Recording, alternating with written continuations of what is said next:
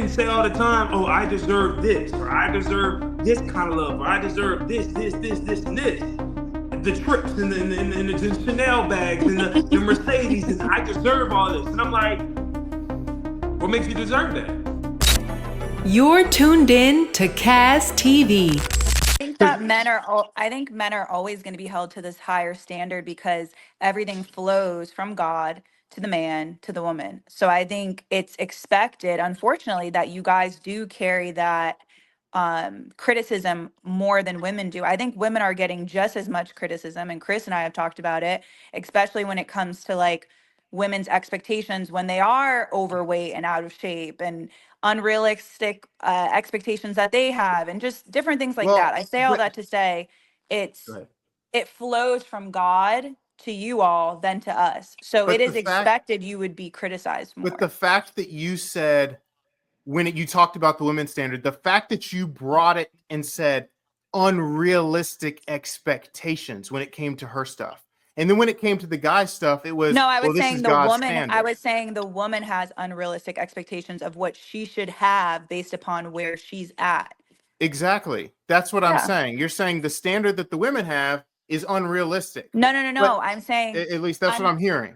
I'm saying women, and Chris and I have talked about this, right? Like a lot of women, and thank God my camera's off. A lot of women in the church, are not, like Chris and I have talked about, and C-Love I think as well, are not playing their part, right? They're not respecting and honoring their temple. They're not taking care of things that they need to take care of before they meet their husband, right? Right. So then they want the 6-figure 6'2", they want that 3.9 statistic man, but they're unwilling to do the things that they need to do to be appealing to that person, right? So I don't think that women are not being made aware and held to a certain standard. I just think that the focus is on the men. And I think a lot of men in the church are focusing on the men because they want things to get back in order. They want the men of God, because let's just be honest, there's a lot more women in the church than there are men.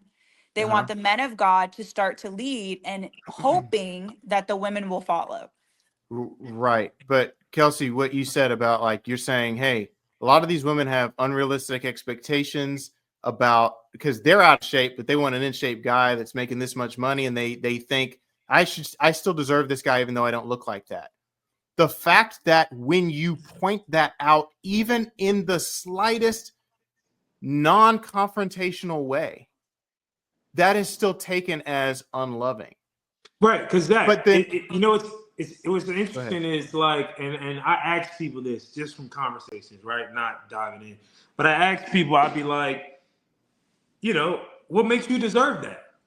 Right? Like, because women and men, but women say all the time, oh, I deserve this, or I deserve this kind of love, or I deserve this, and this.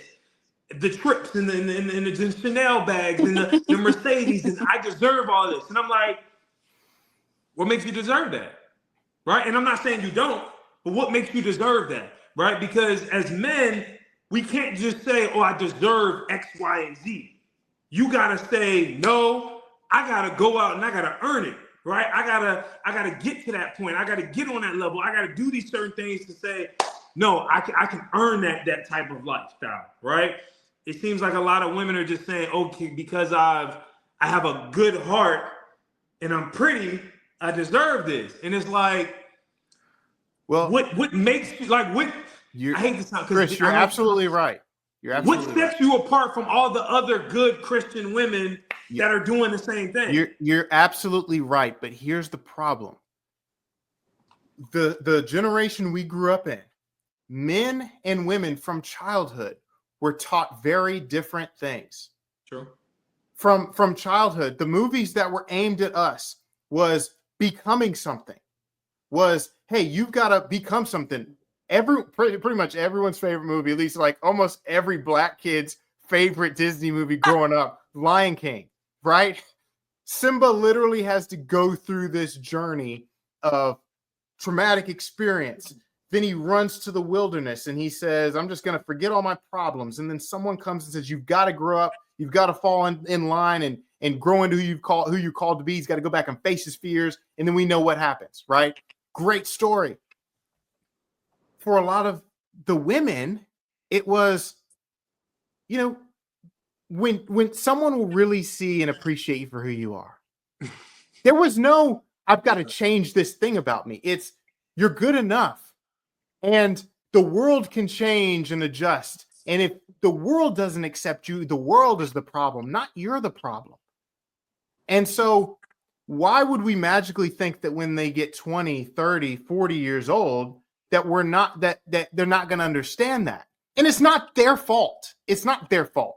The people whose fault it is the people that sent those messages out. Because if I were told, or you were told, or any of us guys were told, you're good enough just the way you are, you don't have to change a thing. And, or the whole, if he can't accept me at my worst, he doesn't deserve me at my best. If we were told that our whole life, we would be the same way. And so that's, you know, I can't prove it, but that's my hypothesis as to why we see that so much in our generation.